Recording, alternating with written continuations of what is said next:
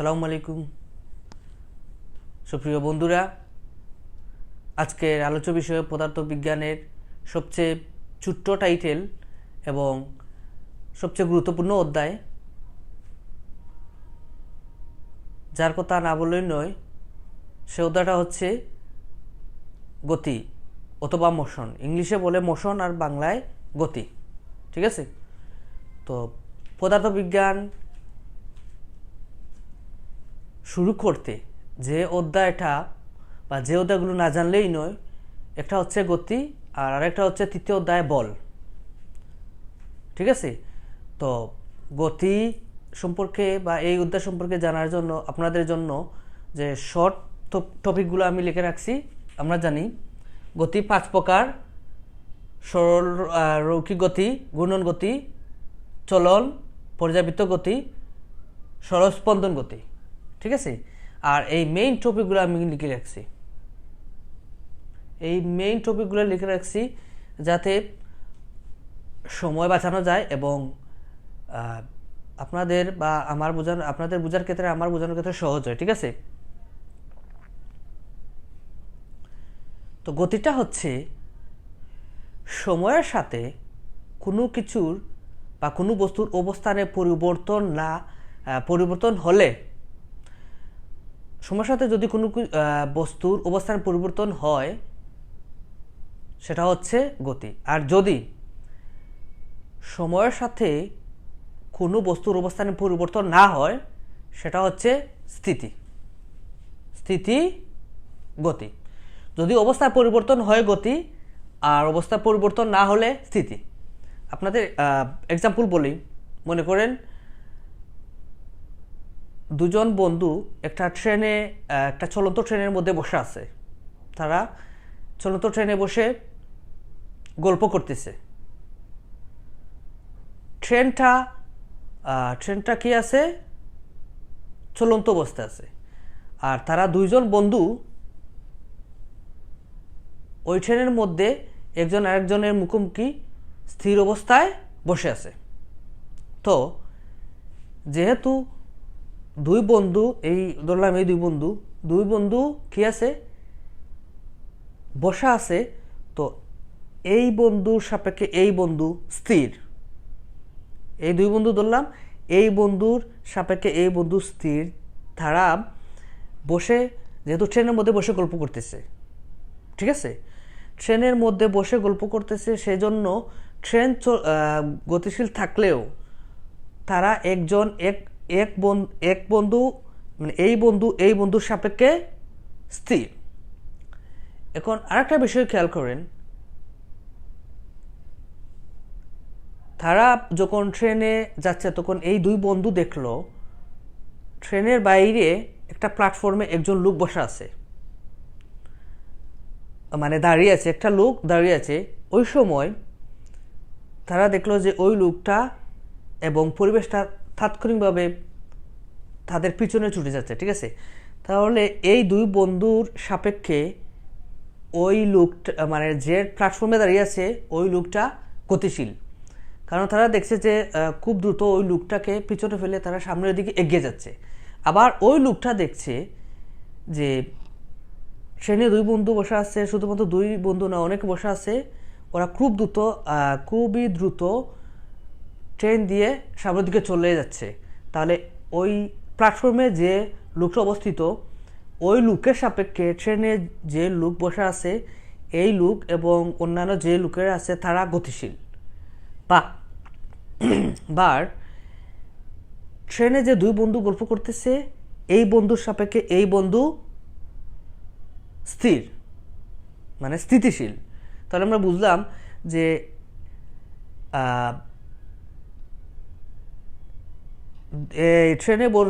চলন্ত ট্রেনে বসা দুই বন্ধু একজন আরেকজনের সাপেক্ষে স্থির।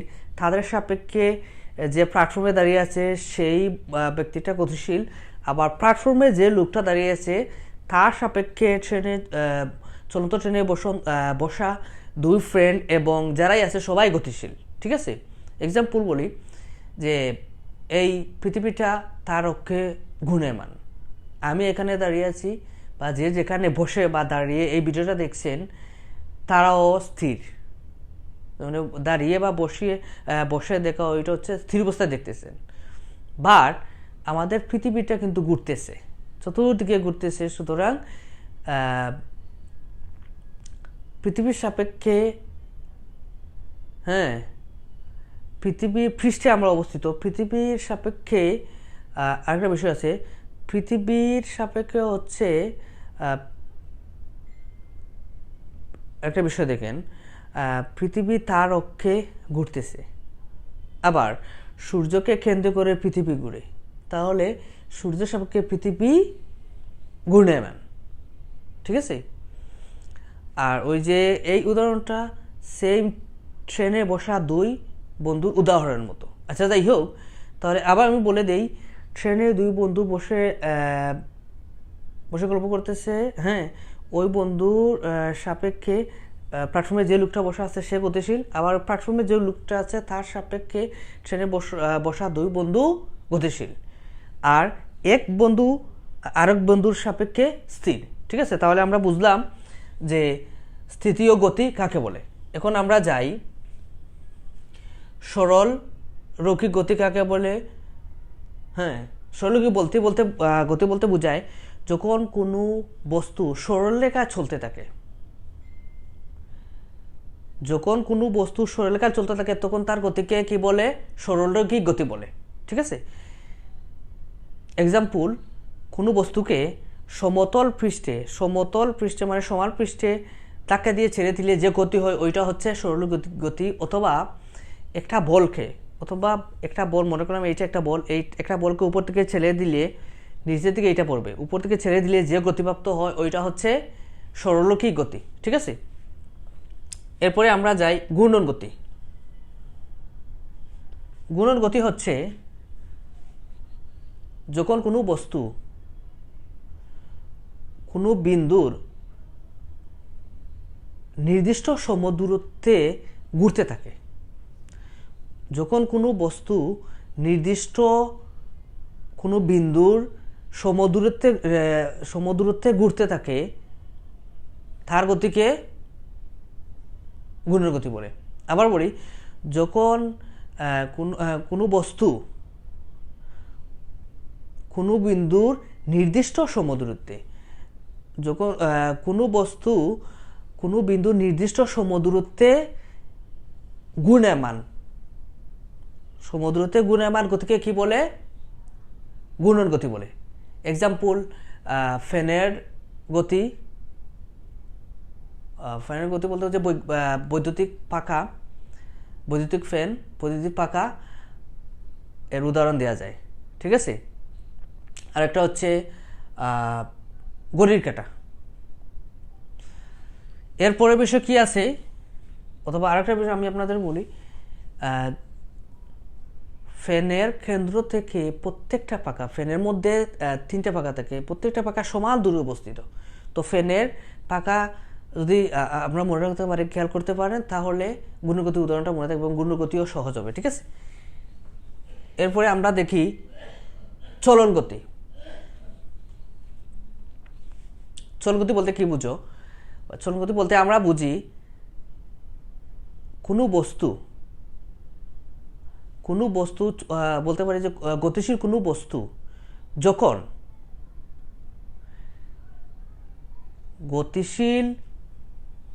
চলন গতি আমরা বলতে বুঝি গতিশীল কোনো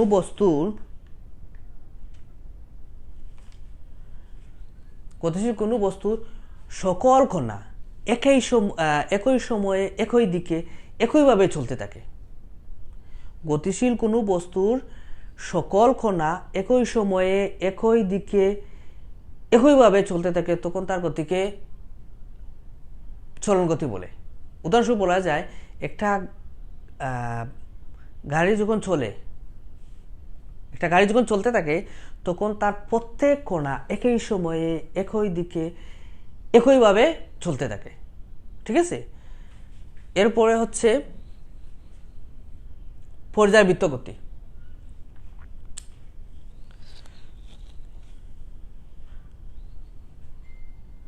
কোনো বস্তু যখন নির্দিষ্ট সময় পর পর কোনো বস্তু যখন নির্দিষ্ট সময় পর পর একই সময় একই দিকে একইভাবে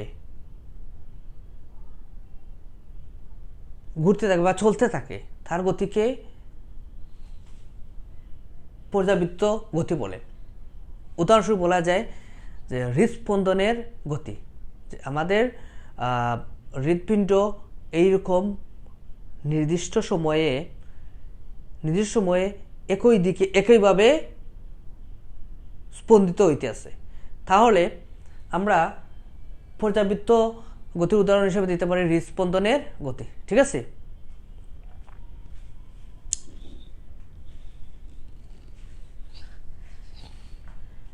এরপরে হচ্ছে সরল স্পন্দন গতি। সরল স্পন্দন গতি হচ্ছে এক ধরনের পর্যাবৃত্ত গতি। সরল স্পন্দন গতি হচ্ছে এক ধরনের পর্যাবৃত্ত গতি। কিভাবে দেখি, স্থির অবস্থান অথবা স্থির অবস্থান দেখে, স্থির ধরলাম এইটা স্থির অবস্থায় আছে, স্থির অবস্থান দেখে ধীরে ধীরে গতিশীল হয়, ধীরে ধীরে গতিশীল। স্থির অবস্থান থেকে গতিশীল কোনো বস্তু একটা নির্দিষ্ট স্থির অবস্থান থেকে গতিশীল কোনো বস্তু কোনো নির্দিষ্ট বিন্দুতে পৌঁছার পর তার গতি কমতে থাকে। যেমন এইখান থেকে যাত্রা শুরু করছে, মানে স্থির বস্তু ধীরে ধীরে ধীরে ধীরে ধীরে গতিশীল হয়েছে, গতিশীল হওয়ার পর একটা নির্দিষ্ট বিন্দুতে পৌঁছার পর তার গতি কমতে থাকে। গতি কমতে কমতে এক সময় গতিটা থেমে যাবে, থামার পর বিপরীত দিকে আবার বিপরীত দিকে একইভাবে চলতে থাকবে। বিপরীতভাবে চলতে চলতে বিপরীতভাবে গতিশীল হওয়ার পর একটা নির্দিষ্ট বিন্দুতে তার গতিটা কমতে থাকবে। গতি কমতে কমতে এক সময় তার গতিটা থেমে যাবে, আবার ওইখান থেকে বিপরীত দিকে আবার বিপরীত দিকে গতিশীল হয়। এই গতিটা হচ্ছে সরল স্পন্দন গতি। এক্সাম্পল, ওই যে আমি বললাম স্থির অবস্থান থেকে যাত্রা শুরু করে গতিশীল হয়, আবার গতিশীল হওয়ার পর গতি কমতে থাকে, একসময় কমে যায়, আবার বিপরীত দিকে আসার পর একইভাবে ঘটনা ঘটে। এইটা সরল দোলক অথবা দোলনায় দুলতে থাকা কোনো শিশু এর উদাহরণ। ঠিক আছে, এটা মনে রাখবে যে যখনই সরল স্পন্দনের কথা মনে হবে তখন ওই দোলনায় দুলতে থাকা শিশু অথবা সরল দুঃখের কথা মনে রাখবে। ঠিক আছে, তখন এই সরল স্পন্দন গতিটা সহজ হয়ে যাবে। ঠিক আছে, মনে রাখা অথবা উদাহরণটা মনে রাখা সহজ হবে। তো আমরা অলরেডি স্থিতি ও গতি কি আমরা পড়ছি, এখন আমরা পড়ি স্কেলার ও ভেক্টর রাশি। স্কেলার হচ্ছে কোনো রাশির মান নির্ণয় করার জন্য বা যে রাশির জন্য ওই যে মানের প্রয়োজন হয় কিন্তু দিক নির্ণয়ের প্রয়োজন হয় না। যে রাশির মানের প্রয়োজন হয় কিন্তু দিকের প্রয়োজন হয় না তাকে স্কেলার রাশি বলে। এক্সাম্পল, তাপমাত্রা। তাপমাত্রা পরিমাপের জন্য দিকের কোনো প্রয়োজন হয় না। অপরদিকে ভেক্টর রাশি হচ্ছে যে রাশিকে প্রকাশ করার জন্য মান ও দিক উভয়ের প্রয়োজন আছে তাকে কি বলে? ভেক্টর রাশি বলে। তাহলে স্কেলার দেখলাম যে রাশিকে প্রকাশ যে রাশি প্রকাশের জন্য মানের প্রয়োজন হয় দিকের প্রয়োজন তাকে স্কেলার রাশি বলে। আর ভেক্টর হচ্ছে যে রাশিকে প্রকাশের জন্য মান ও দিক উভয়ের প্রয়োজন হয় তাকে কি বলে? ভেক্টর রাশি বলে। এক্সাম্পল, বল এবং বেগ। বল কোন দিকে কতটুকু বল প্রয়োগ করা হয়েছে, ওইটা কোন দিকে কতটুকু বল প্রয়োগ করা হয়েছে, সেজন্য এই বলটা হচ্ছে ভেক্টর রাশি। বল নির্ণয়ের জন্য বা বল কীভাবে কতটুকু দেয়া হয় সব কিছু নিয়ে মানে বলটা নির্ণয় করতে হলে মান ও দিক লাগে, মানে কতটুকু আর মান কত। ঠিক আছে, তাহলে আমরা দেখলাম স্কেলার ভেক্টরের উদাহরণ হচ্ছে বল এবং বেগ, আর স্কেলারের উদাহরণ হচ্ছে তাপমাত্রা। এটা মনে রাখবি, তাপমাত্রারও কোনো দিকের প্রয়োজন হয় না, জাস্ট মান হলেই হয়। তাহলে স্কেলারের উদাহরণ হচ্ছে তাপমাত্রা সহ আরও আছে, আর ভেক্টরের উদাহরণ বল বেগ, মানে এই দুইটা একটু খেয়াল রাখবেন, কারণ বেগ মানে একটা গাড়ির বেগ কতটুকু আছে, কতটুকু কোন দিকে আছে, মান ও দিক বলতে হয়, সেজন্য বেগ আর বল হচ্ছে ভেক্টর রাশি। আমরা এরপরে যাই দূরত্ব ও সরণ। ঠিক আছে, দূরত্ব ও সরণ বুঝতে হলে আমি একটা দেখাই আপনাদের।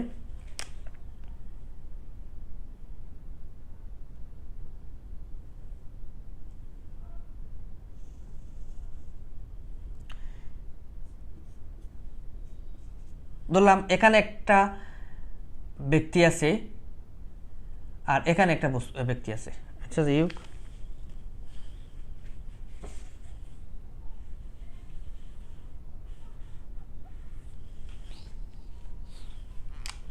এখানে একটা ব্যক্তি, এখানে একটা ব্যক্তি, এই ব্যক্তিটা এই ব্যক্তির কাছে যাবে। ঠিক আছে, তো সে এইভাবে যেতে পারে, আঁকাবাঁকা রাস্তায় যেতে পারে। ঠিক আছে, তো এখান থেকে এইখানে গেল, এখান থেকে এইখানে, আমাদের রাস্তা তো সবগুলো রাস্তাগুলো কিন্তু সোজা না, আঁকাবাঁকা রাস্তা। সে এইভাবে রাস্তা দিয়ে গেল, এর দূরত্ব এখান থেকে এখানে তার দূরত্ব হচ্ছে আমরা ধরলাম 3 কিলোমিটার। আবার এই ব্যক্তিটা কি করলো, এইখান থেকে এই যে এইখানে গেছে রাস্তা দিয়ে, তাহলে তার সরণ হচ্ছে এইটাই এবি।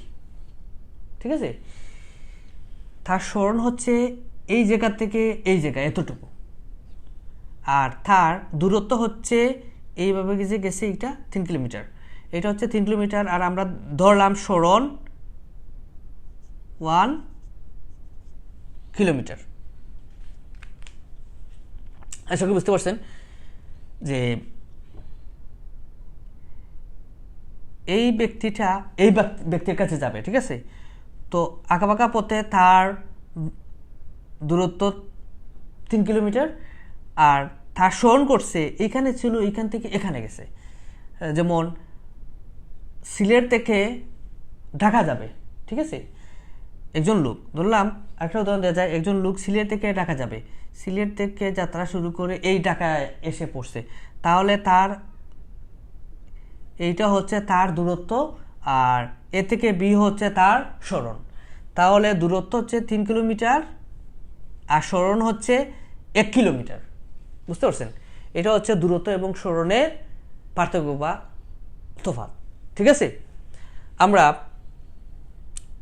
এরপরে যাই দ্রুতি ও বেগ।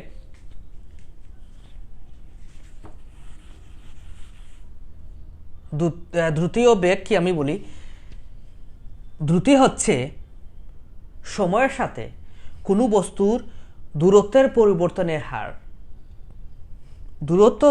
দ্রুতি হচ্ছে কোনো বস্তুর সময়ের সাথে কোনো বস্তুর দূরত্বের পরিবর্তনের হার, আর বেগ হচ্ছে কোনো বস্তুর সময়ের সাথে কোনো বস্তুর সরণের পরিবর্তনের হার। ঠিক আছে, তাহলে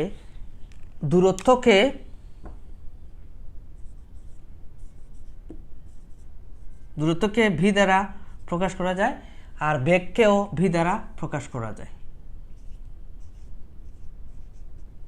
ঠিক আছে, আমরা দেখলাম সংজ্ঞা, আমি আবার বলি, দ্রুতি হচ্ছে সময়ের সাথে কোনো বস্তুর দূরত্বের পরিবর্তনের হার, আর বেগ হচ্ছে কোনো বস্তুর সরণের পরিবর্তনের হার। তাহলে যেহেতু দূরত্বকে ভি দ্বারা প্রকাশ করা, আমরা লিখতে পারি যেহেতু দূরত্বের, তাহলে লেখা যায় ডি, মানে দূরত্বকে ডি দ্বারা প্রকাশ করা হয় কোনো বস্তুর দূরত্বের পরিবর্তনে সময়ের সাথে কোনো বস্তু দূরত্বের পরিবর্তনের হার। এটা হচ্ছে দ্রুতি, সরি, এটা হবে দ্রুতি।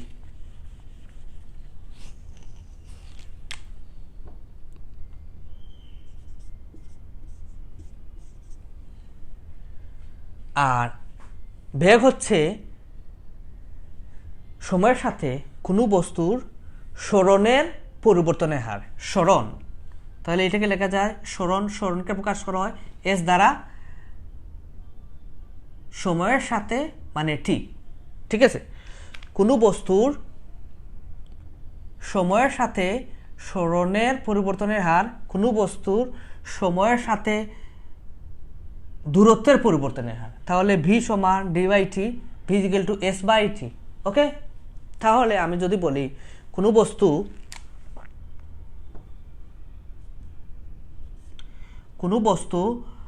বা কোনো ব্যক্তি 100 মিটার অতিক্রম করে 20 সেকেন্ডে, তাহলে তার দ্রুতি কত বের করতে হবে, ঠিক আছে। কোনো বস্তু 100 মিটার অতিক্রম করে 20 সেকেন্ডে, তাহলে তার দ্রুতি হবে 20 যাবে 100-র মধ্যে কত, 5 এম। এই এস, এইটাকে এইভাবে লেখা যায়, আমি দেখাই, এম এস, এই এস, এস এর উপরে 1 আছে, এই 1টা প্লাস উপরে গেলে হবে -1, ঠিক আছে। এটা মনে রাখবেন, যারা যারা বিশেষ করে 9-এ পড়ালেখা করে, 10-এ যারা এসএসসি পরীক্ষা দিবে তাদের জন্য এটা সহজ। যারা জাস্ট 9-এ উঠছে এবং ফিজিক্স বইটা পাইছে, ফিজিক্স বই নিয়ে খেলাধুলা করছে, মানে করতেছে, তাদের জন্য এই অধ্যায়টা খুবই গুরুত্বপূর্ণ, ঠিক আছে। তো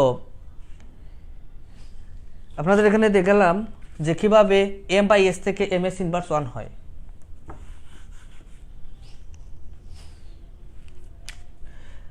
বিশ যায় 100 মধ্যে 5 বার, এম এস ইনভার্স 1, ঠিক আছে। যদি কোনো বস্তু 20 সেকেন্ডে 100 মিটার যায়, তাহলে তার দ্রুতি হবে 5 মিটার, 5 এম এস ইনভার্স 1। আবার যদি কোনো বস্তুর সরণ হয়, ধরলাম কোনো বস্তুর সরণ 50 মিটার 20 সেকেন্ডে, যদি কোনো বস্তু 20 সেকেন্ডে 50 মিটার সরণ ঘটে, তাহলে তার বেগ কত হবে, 50কে 20 দিয়ে ভাগ করলে কত হয়, 2.5 এমএস ইনভার্স 1, ঠিক আছে। আবার দ্রুতি এবং বেগের মাত্রা হচ্ছে এল টি ইনভার্স 1।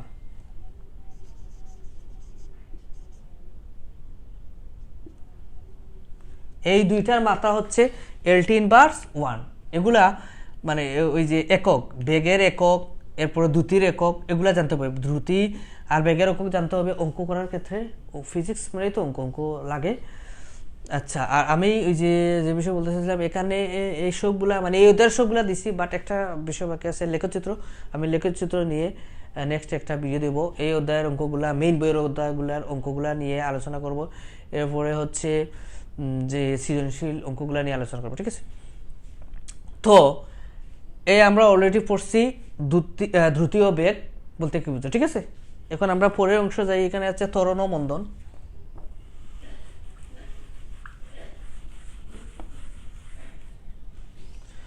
ত্বরণ হচ্ছে বেগ বৃদ্ধির হারকে ত্বরণ বলে, আর মন্দনটা হচ্ছে বেগ হ্রাসের। যখন বেগ বৃদ্ধি পায়, বলা যায় যখন বেগ বৃদ্ধি পায় তখন ত্বরণ, আর যখন হ্রাস পায় তখন মন্দন। আবার যদি সমদ্রুতিতে বা সমান বেগে চলে, তখন তার কিন্তু ত্বরণ বা মন্দন থাকবে না, ঠিক আছে। যেমন এক্সাম্পল আমি বলি, একজন ব্যক্তি মোটরসাইকেলে স্টার্ট দিল, স্টার্ট দিয়ে যখন গিয়ার চেঞ্জ করার পর যখন অ্যাক্সেলেরেটর ছাড়বে, তখন সাইকেলটা সামনের দিকে দ্রুত এগিয়ে যাবে, ঠিক আছে। সাইকেলটা সামনের দিকে দ্রুত এগিয়ে যাবে, তখন তার ত্বরণ বাড়বে। যখন ব্রেকটা বাড়বে ত্বরণ, আর মনে করেন মানে ওই লোকটা তার নির্দিষ্ট জায়গায় যখন গিয়ে নির্দিষ্ট জায়গায় গিয়েই যখন থেমে যাবে, মানে থেমে যাওয়ার আগে তাকে কিন্তু ব্রেক করতে হবে। যখন ব্রেক করবে তখন সেই গাড়িটার গতি কমে যাবে, ঠিক আছে। তো এই যে হ্রাস পাওয়া, কমে যাওয়া, ওইটা হচ্ছে মন্দন। তাহলে আমরা জানি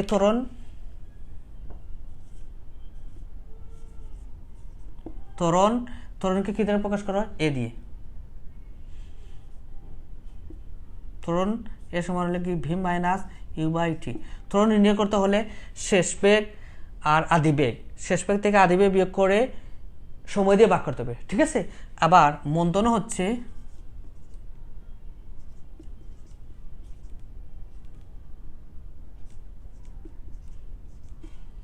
ঠিক আছে, ত্বরণও হচ্ছে একই সূত্র, মন্দনও হচ্ছে একই সূত্র। মন্দনের ক্ষেত্রে একটা বিষয় হচ্ছে তার ফলাফল হবে মাইনাস ঋণাত্মক, আর ত্বরণের ফলাফল হবে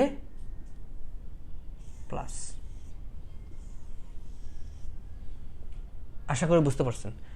যখন বৃদ্ধি পায় ত্বরণ প্লাস, আর যখন হ্রাস পায় তখন মাইনাস, ঠিক আছে। মানে মন্দনের রেজাল্টটা ফলাফল আসবে মাইনাস, আর ত্বরণের রেজাল্টটা আসবে প্লাস।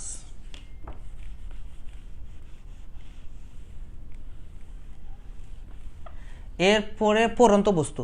আচ্ছা, পরন্ত বস্তুতে আসতেছি।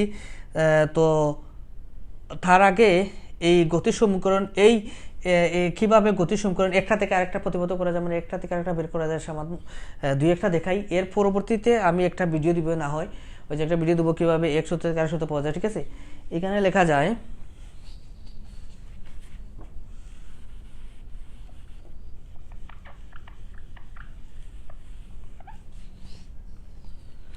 or এর নিচে ওয়ান আছে, ভি মাইনাস ইউকে ওয়ান দিয়ে গুণ করলে কত হয়, ভি মাইনাস ইউ, এ আর টি গুণ হলে হয় এটি।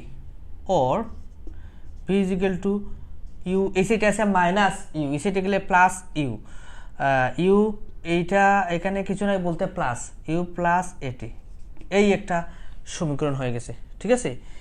এই ত্বরণ থেকে এখান থেকে কীভাবে একটা সমীকরণ পাওয়া যায় আমি দেখাইলাম। হ্যাঁ, একটা সমীকরণ দেয়া বের করা যায়, ভি সমান, যদি ইউ এর মান আদি মান 0 হয় তাহলে 0 হলে এটিকে যদি গুণগুলো কত হবে, ভি ইজ ইকুয়াল টু এটি, ঠিক আছে। এইটা একটা সমীকরণ। আমি নেক্সটে মানে এইভাবে বাকি সবগুলা বের করা যায়। নেক্সটে আমি ইয়ে করব, এই যে একটা থেকে কীভাবে অন্যান্য সূত্রগুলো বের করা যায়, হ্যাঁ ওইটা আমি দেখাবো, ঠিক আছে। একটা ভিডিও দেবো, কমেন্ট বক্সে যদি বলেন তাহলে ভালো হয়, কারণ আমি একটা বিষয় নিয়ে তো ক্লাস করি না বা দিই না ভিডিও, যে physics chemistry math higher math বিষয়ে ক্লাস দেওয়ার বাকি আছে, কেমিস্ট্রির বিষয়ে ক্লাস দেওয়ার বাকি আছে, প্লাস হচ্ছে স্পোকেন নিয়েও ক্লাস দিব। সো যদি কমেন্ট বক্সে বলেন তাহলে আমার জন্য ভালো হয়, ঠিক আছে। তো এইভাবে আমরা কিন্তু প্রত্যেকটা গতি সমীকরণ প্রতিবদ্ধ করতে পারি, বের করতে পারি। একইভাবে তো গতি সমীকরণ এখানে আমি এখানে দিয়ে দিলাম, পরন্ত বস্তু বলতেছি, তো v equal to plus a t, s equal to plus half a t square, v square plus 2s। একইভাবে পরন্ত বস্তু যখন কোনো বস্তু উপর থেকে নিচের দিকে পড়তে থাকবে, ঠিক আছে, উপর থেকে যখন নিচের দিকে পড়বো তখন তার ক্ষেত্রে হবে ভি ইকুয়াল টু প্লাস এটি, এর পরিবর্তে হবে v equal to plus g t, g এর মান নির্দিষ্ট, জি ইকুয়াল 9.8 ms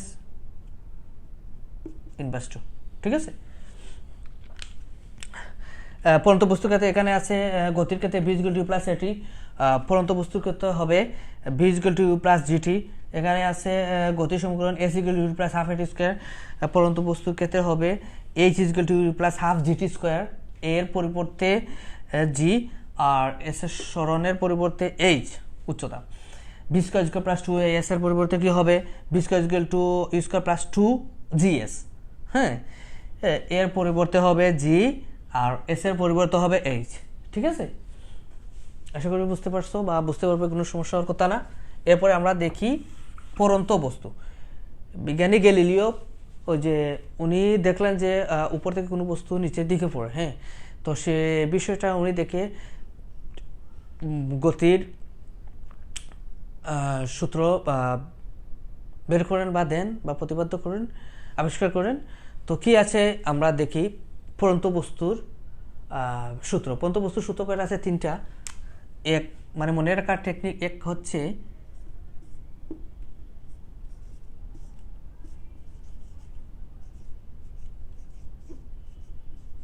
বিনা বাধায়।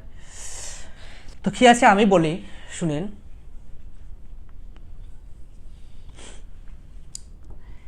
স্থির অবস্থায়, ঠিক আছে, স্থির অবস্থায় ও বিনা বাধায়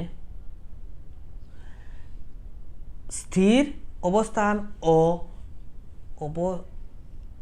হবে স্থির অবস্থা হবে স্থির অবস্থায় ও বিনা বাধায় পরন্ত সকল বস্তু একই সময়ে একই দূরত্ব অতিক্রম করবে।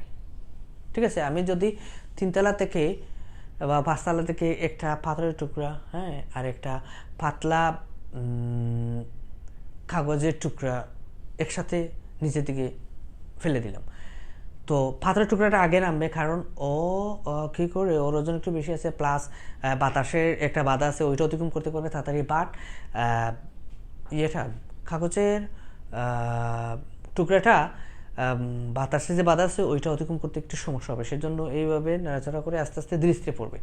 আর যদি বাধা না থাকে, তাহলে যদি বিনা বাধায় হয়, স্থির অবস্থা এবং বিনা বাধায়, স্থির অবস্থা বলতে যদি কোনো তাপ চাপ আলো প্রভাব, তাপ চাপ আলো এগুলোর যদি প্রভাব না থাকে অথবা বদ্ধ পাত্রের হয়, তাহলে দুইটা একসাথে ভূমিতে নামবে। ঠিক আছে, তাহলে প্রথম সূত্র হচ্ছে স্থির অবস্থায় ও বিনা বাধায় পড়ন্ত সকল বস্তু একই সময়ে আবার বলি, স্থির অবস্থায় ও বিনা বাধায় সকল বস্তু নির্দিষ্ট সময়ে একই দূরত্ব অতিক্রম করবে। এই হচ্ছে 1 নম্বর সূত্র। 2 নম্বর হচ্ছে অথবা নির্দিষ্ট সময়ে নির্দিষ্ট দূরত্ব অতিক্রম করবে। 2 নম্বর হচ্ছে